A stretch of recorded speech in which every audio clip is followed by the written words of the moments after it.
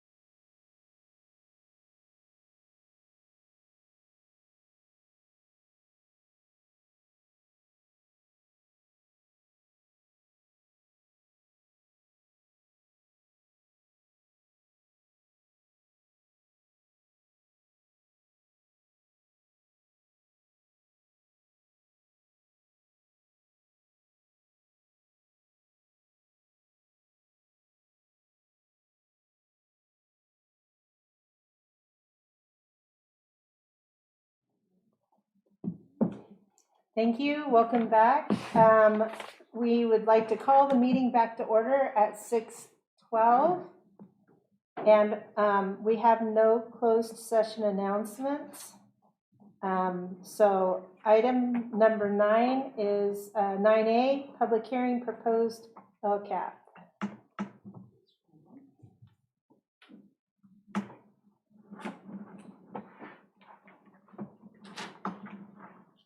Public hearing.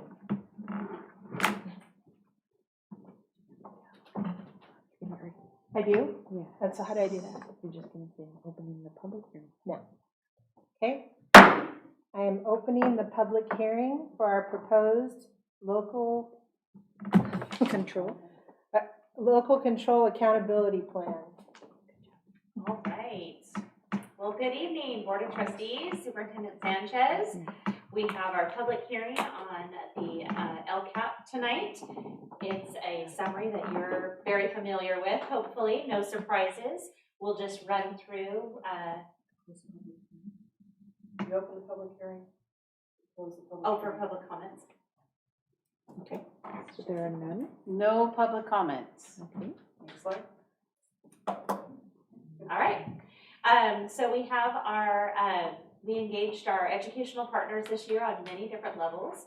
We had, as you know, board meeting at our community schools. We had board meeting reviews, district English learner committee, parent advisory committee, administration members have contributed. Our collective bargaining units have contributed. We've consulted with CELPA. School site councils have seen the LCAP, and as well as school site, the ELAC committees have seen it, and parent and community partner surveys have been collected. It's quite an extensive process in which we've collected information and feedback and made note of what people have to say about our LCAP, how we're doing on the data, where we should go based on that data and based on their experiences. So we have a to 70.09% strongly agree rating on all current goals. If you'll reference, if a person were to reference the LCAP on our website, they'll see that all the goals that are listed for our LCAP currently. And then in addition to that, taking this feedback, there is the suggested changes that will be proposed in a couple weeks. We have community feedback that's been collected. We want to preserve, there's an interest to preserve and expand intervention services. There has been interest to maintain or improve learning environments, both socially and physically, provide individualized supports to students, ensure equity for all, support teachers, and educate and involve parents, much as what our LCAP has been previously designed to do, but now it really is affirmed based on our collection of input. So we had, based on that, we had an LCAP. This is our second year of this LCAP. It changes every 3 years. We have the opportunity to change and modify. Annually, we have the ability to update it based on metrics. We can add actions, we can revise actions, etc. So moving forward into 23-24, there are some additions to some goals that we would like to change or add.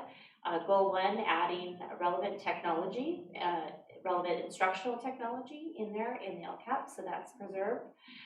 Goal 2, we've added safe spaces this year. We have support for students and families in the home has been added. In home transitions. Athletic opportunities, as you know, have been added, and then attendance improvement that strategy has been improved. In Goal 3, we had differentiated instruction added and inclusive classrooms added. There was a metric that referenced co-teaching, but it didn't actually have an action tied to it, so we figured we will give that action, and now we can measure it on that metric. And then Goal 4 is probably the goal that has the most additions and changes. We added support for families of unduplicated students, parent education goals or actions, parent meetings outside of school hours actions, and parent communication, increasing that communication that we have with our parents. And so we feel very strongly about this LCAP proposal that will be coming to you in a couple weeks. It's based, like I said, based on the survey, our meetings, notes, emails, phone calls, all of that. It's a very extensive process. Here's a visual of the LCAP as it will be presented to you in a couple weeks. The green is existing actions, and the orange is are the additions that we are proposing, and you'll have that graphic there. So here's the budgetary breakdown for the LCAP. It's kind of good to see it in a whole pie sense, so that we know where our money is going. In Goal 1, there is our most significant allocation there. 65% of our funding goes to Goal 1. It is our largest goal, so that makes sense. And then Goal 2 has 14% allocated. Goal 3 has only 3%. We look to expand that, and that may be a possible merger next year, combining a couple goals so that they're more efficient. And then Goal 4 is 18%, which I feel really good about, considering we want to, that is a really big goal of parents and our school sites and staff to engage families so that we have a partnership in the educational environment. Any questions so far? Would that be also with the new math thing that we'll be doing, parent Yes. math nights? And, Yeah, we can build that in there too. The math initiative for PD and for staff is built into Goal 1.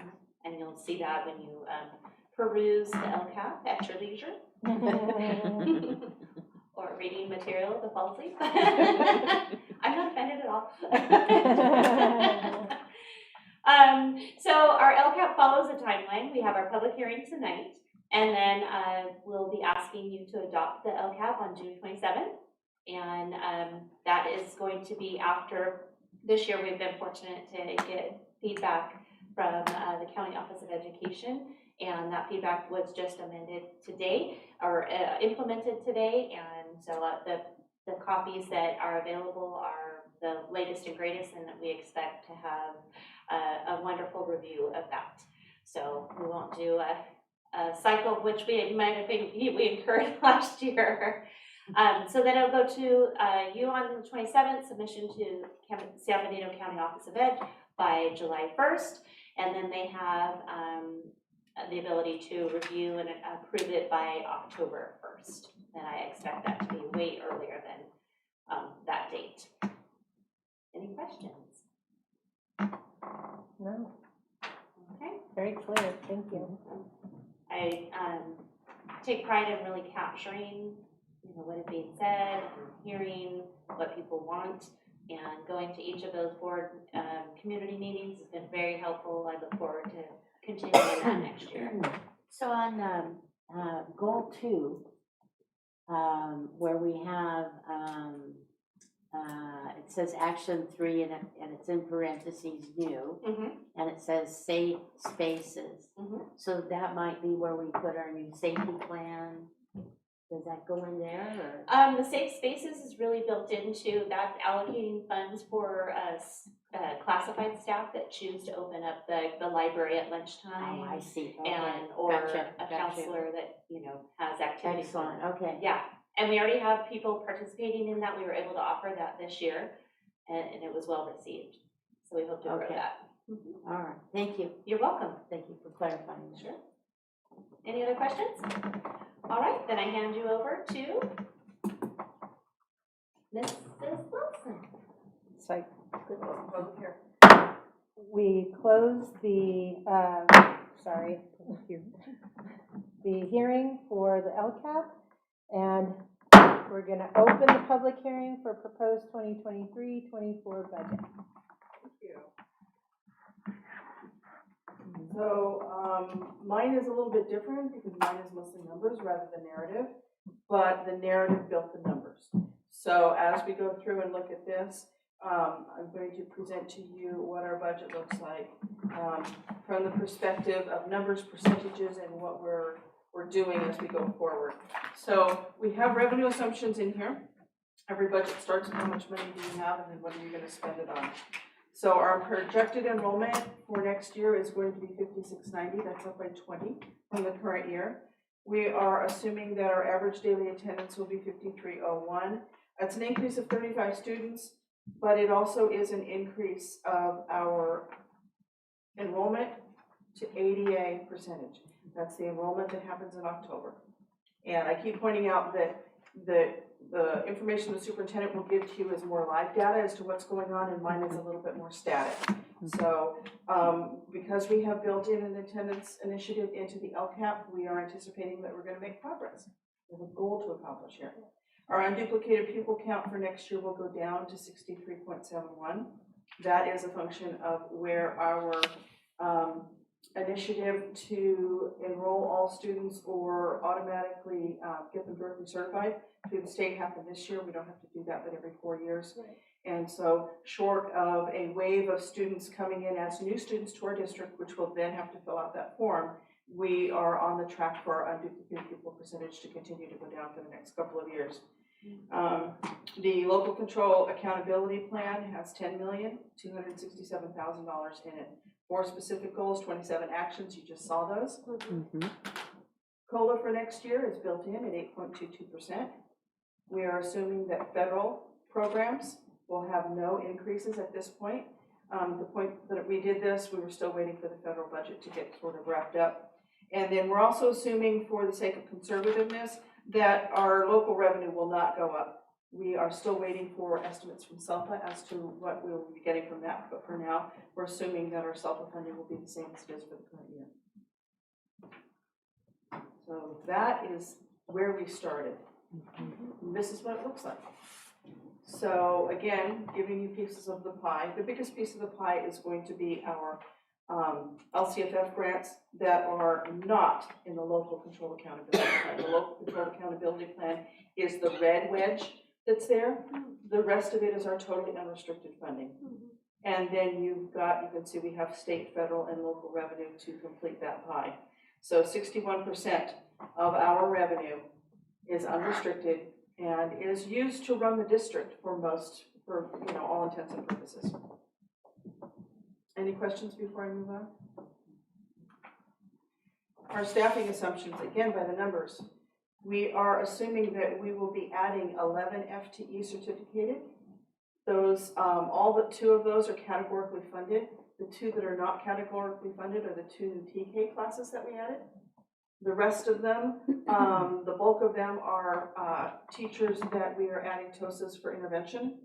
And so those are all funded out of categoricals, whether it's the LCAP or it's other categoricals that we have in there. Certificated staffing is estimated to be going up by 1.5 FTE. Part of that is half a FTE is for custodian, and then 1 is categorically funded. And then management additions, which are all categorically funded, are going up by 4 FTE. And those are a couple of our new coordinators that we got. For ELOP, as an example, is such a massive program, it needs its own administrator to run it. And so those were those management's positions are going. You can see following that are mandated benefits that we need. They are all the same from the current year with the exception of PERS, which is up. And PERS is just going to continue to go up. As you look at those numbers, if you translate it into the dollar that's in your pocket, 20 cents, 2 dimes are going towards teachers' retirement, almost 3 dimes are going towards classified retirement. So that's 3 dimes of their salaries, which are, of course, smaller than the teacher salaries, but it's almost a third. We're getting close to a third of a classified salary, or a third of a classified salaries dollar is going toward lots of the benefits that are used to support them. The health and welfare benefits went up by a little bit more than 7%. I'm going to correct that last bullet. We've had a tentative agreement, and we feel like that tentative agreement was pretty good. So I built into the budget for next year the 6% increase to classified. It is in the adopted budget as we go forward. I realize it's a little presumptive of me to move ahead of you for what you might be doing at the end of the month, but we feel good about this, and it was a mutually agreed upon. Everybody came out feeling good about it. So that is actually built into the budget for next year. It gives us a good place to start as we move forward to know that we can afford that. So for the 6%, not just for classified, but for, as our negotiations update said, for the 2 units, right, the unrepresented and for classified. We did do unrepresented as well. We have not done anything for the Hester unit. Right. Because we are not close to getting that done. We didn't have a TA by the time this was done. Right. And so we took the approach, as we should, to not include that in the budget for next year. So what do our salaries and benefits look like? Certificated salaries, of course. Teachers are what runs the district and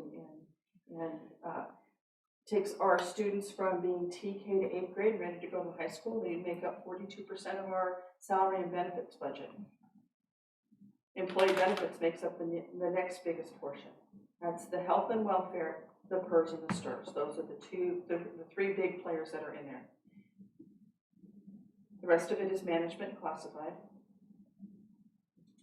Important, but not big pieces of the pie. Yes, ma'am. Is this every individual, regardless of what funding? Oh, I we're should have utilizing? said this. This is the entire district. Thank This is you. the entire Fund 01, categorical and unrestricted. Thank you very much. Any other questions before I move on? I can't read this, so what yellow does it is say for, management. no, what does it say for total expense for, $69 million. 69 no, the million. percent, what does it say? 73.5% go to salaries and benefits district-wide. For the unrestricted fund. It doesn't include cafeteria. because that Okay, would so be a this separate is fund. unrestricted. No, It's this is everything. restricted and unrestricted and categorical. Oh, okay. So special ed, routine restricted maintenance, also categoricals are all included in here. That's a pretty low number, yeah? Yes and no. Categorical funds don't typically have a lot of salaries and benefits. They have a lot of other stuff. Mhm. And when the other stuff outweighs the salaries and benefits, then the percentage gets pulled down. So when you pull things from the unrestricted side that are, let's just use textbooks as an example, but not a big player, but textbooks are other stuff. Right. You pull those in with all of the salaries and benefits that are unrestricted, your denominator is going to go down. So it's going to go up. So as that goes up, the percentage goes down. So when we pull in things like ESSER funds and things like ELOP funds, when we're buying equipment and we're buying instructional materials, and we pull in things from other categoricals that are not for people, but are for supplies and services that we have title grants that are specifically for professional development for teachers. Well, that's for professional development, but not necessarily salaries and benefits. If there are salaries and benefits, it's going to be a small timesheet, but we're going to send them someplace, or we're going to bring a speaker in, and that's where the chunk of that's going to go. That's the other stuff. And when all of those things are brought together, then the percentage of salaries and benefits divided by everything in the general fund will go down. If you pull it out, it's more like, and this is from the top of my head, 83% on the unrestricted side. Because we got in trouble a couple years back about having, we had too many administrators and we were fined. Because we were over 90%. Two different things, but I know what you're talking about. Okay, and then we were slapped on the wrist because we had too many teachers. We were over. Well, I think it was more of a comment on usually districts don't have more than 90% in their, salary and benefits. So but I'm trying to percentage of unrestricted. understand this, so Yeah. help me understand this. When the comment was made, based on what I know about it, Okay. is at that time, you had an awful lot of salaries and benefits in your unrestricted. That percentage of unrestricted, not total, but of unrestricted, was higher than norm. Okay, every district will be different. You throw them all together, you get the norm, you get the average. The average is somewhere just south of the middle 85%. And so a comment was made, it's too high, you shouldn't have that many. I don't know if you shouldn't have that many or not, can you afford them? We're now more towards the average, more towards if you pull all the school districts together, what are their percentages of unrestricted? And so around about the 85% or just less of that, of the unrestricted, is where you want to be. If you look at everything, because unrestricted, you saw how much we're paying for salaries and benefits. Right. Because we're so heavily weighted in the unrestricted side on salaries and benefits for all of our teachers, or nearly all of our teachers, and nearly all of our classified, and all of the different things that we are doing here, our program is run by things that are funded and unrestricted, and those are people. When those other categoricals come in that aren't necessarily people, they're going to take that percentage down, because now you're dividing by a bigger number, and a bigger number that doesn't contribute to it. Right. So, I guess I'm still confused. Why did the state come down on us on the administrator? Is that the way? There's we- also, okay, Is that the way we here's the other thing, presented? there's two different things. Is that the way we presented the numbers? There's actually what's called the teacher to administrator ratio. Right. It's done every year for the audit. And in those years, you had more teachers than, or excuse me, you had more administrators than that ratio allowed. There is a ratio that gets calculated. Okay. I've done it 3 times this year. I will do it 3 times next year. We did it in preparation for this budget. We're looking good so far. Okay. All right. So it just, because we were just kind of shocked, and we had a superintendent that wasn't telling us this. Oh. Yeah. And that is the stick that comes with that ratio, is if you have more, then they calculate the average amount of your administrator salaries and apply that towards the percentage that you're over, and then they take that back from your money that they send you. It's important that we look out for that, for sure. Right, right. Okay, I'm just trying to understand all this, so, okay. Thank you very much. You're welcome. Any other questions on I this? hope I didn't waste your time. I was just trying to understand. No, that's good. Okay. Other expenditures. Lottery allocations. We have allocations that go out to each one of the school sites from our lottery money. More than 20 years ago, in the last decade, the lottery was started by the state of California. It was going to save schools. Probably only about 2% of our funding actually comes from lottery. We can do just about anything we want with lottery. Right now, this district does this with lottery. We have per student allocations for general supplies and also for custodial supplies. And I've given you how we've calculated each one of those. We spent some time at a study session looking at calculations. We're going to be objective. We're going to do that calculation. Numbers go up, money goes up.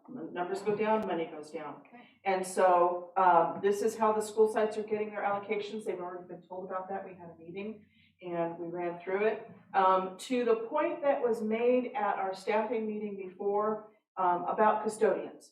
Well, we've got bigger sites and we have smaller sites, and so we should do this. When we looked at the supplies, we looked at the number of students and we looked at the size of the facilities. And so that's why this is a hybrid, 50% on each one of those. You might have a very large school site with a very small student population, and it might be the other way around. They'll work themselves out for the rooms that need to be cleaned. So we've also put nurses into lottery funding.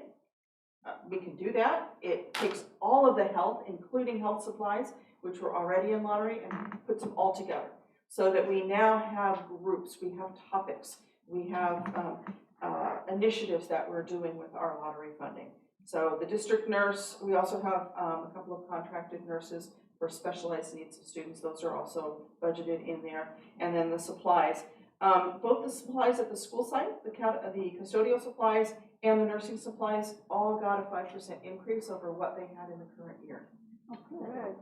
We have, it's really not a huge investment, but it does at least acknowledge that costs are going up, and so it was the right thing to do. We've also budgeted about $500,000 for instructional supplies and instructional materials. Okay. Any questions on that? No, I just wish we had people like you earlier. All a good time. I'm here because I'm supposed to be here right now. Right. Thank you. You're welcome. So, also in expenditures, I have to affirmatively tell you, after the LCAP presentation that you got, that all of the actions, goals, and actions that you will see in your LCAP are budgeted for in this budget. And they're in there for adoption.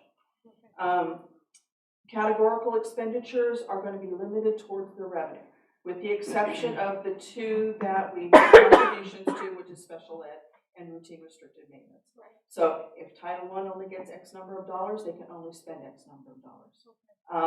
Likewise, any of the other categoricals. We will not allow categoricals to encroach. The other thing that we're doing, which is the bottom bullet there, is that if a categorical allows the district to charge an indirect, we will be charging them an indirect. That indirect charge covers the effort that is necessary to run that program, whether it's the bills that they're paying, the supplies that they're ordering, or any payroll that they might need, any governance that happens. It's a small amount, and that amount is certified by the state every year for school districts. I don't get to make it up. It's based on some reporting that we did 2 years ago. So we will be recouping that money into the unrestricted general fund if it's allowable. Other than that, this is just a summary of the various different expenditure categories and how we are spending them in for this adopted budget. And again, this is both unrestricted and restricted. So the indirect costs being charged to categoricals will be the 6.24. Correct. Okay. So it'll be a cost to them and it will be a revenue to the unrestricted general fund. Any questions? Okay. Other outgo. We spend a little over $1 million for services at the county office. Primarily, it is preschool, state preschool, or special ed preschool. It's also some transportation services that they do. We have contributions to restricted programming programs. These are just slightly up from where they were last year. The routine restricted maintenance was $2,400 in the current year. It's $2,550 next year. It is a percentage. I just did that percentage when everything came together, and it's 2538 is what the percentage came out to. We're going to leave it rounded. It's all just going to go to routine restricted maintenance anyway. Special ed is up just a little bit from the current year, but not significantly. Our transfers out are the same ones, or similar to the ones that are already in the budget. Right. From the routine restricted maintenance account, we're going to be transferring $600,000 into deferred maintenance. This will be the second year of money going into deferred maintenance now that we've established it. Yeah. And things are starting to be done. You know, now that we're in there, you know, we've gotten closer to the end of this year, and Aaron now knows that he's, you know, how much money he's got. He's putting his plans together on how he's going to use his deferred maintenance funding. At this point, we're planning on that being an ongoing funding because it's an ongoing need. It needs to be. Yeah. It just needs to be. And then our technology reserve is coming out of the LCAP. It's that relevant technology. We seed funded it in the current year with $600,000, and we are going to continue that funding with $300,000 going forward. I've had conversations with Brandon. He thinks that $300,000 would do it, but because this current year was the first year of getting that going and not wanting there to be anything holding us back to making sure that we have the technology we needed for this next group of people that are students that are coming in, this next wave, we started funding it forward, and then we'll continue doing that as we rotate through our technology.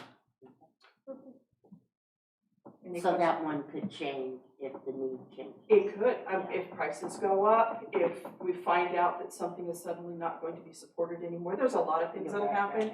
Brandon will let us know, we'll bring it back, we'll talk about maybe needing to bring it up. But right now, I think we're looking pretty good. Yeah, really good. Any questions on this one? Okay, let's look at some pictures. This is expenses by function, and I know that there's a lot of little words on there, and I apologize. But the biggest chunk of this, the red, is instruction. So before we were looking at teacher salaries, classified salaries, benefits.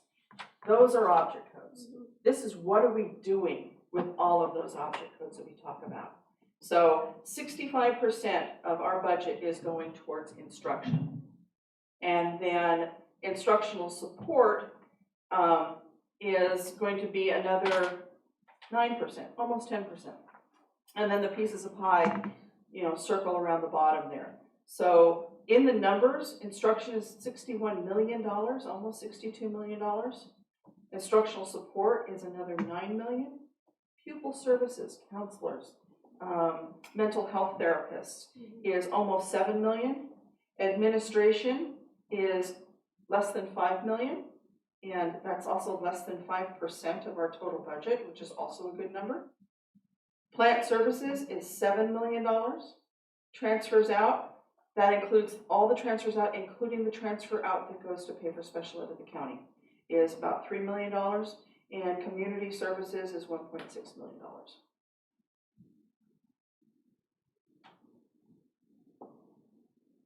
That's different than looking at supplies and services and debt. Yes. Mhm. Did you have a question, Lisa? I don't understand what instructional services are, or instructional support. Instructional support will be things like principals. It will be the secretaries in the school office. Okay. It would be somebody like Colleen who's doing ed services to make sure that instructional leaders can do what they need to do, bringing PD together. That's that support. What's the percent on that? The percentage on that is almost 10%. 9.9. And again, this is the entire general fund. Unrestricted and categorical, LCAP's in there. 94 million? $94 million. Now, this was done about a week ago. My actual numbers might be a little bit different as I finalized everything because we are still a work in progress. But yes, $94 million. That's what is taking to run this organization. And by the way we've got it's structured and built in order to graduate all of those students that just graduated last week. Promote. I'm sorry, you are correct. Promote all of those students that promoted, whether it was from TK to K or, from 8 into high school. It takes an investment. But the most important part is that the significant portion of our investment is in direct instruction. Mhm. Yep. Teachers, instructional aides, Mhm. direct instruction.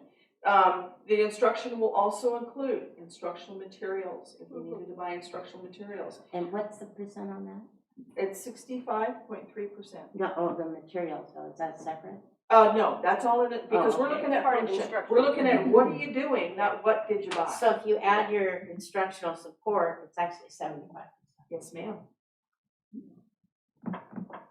Well, that's what it should be. Yes, ma'am. And this is in your, it should be in your budget or in your board packet.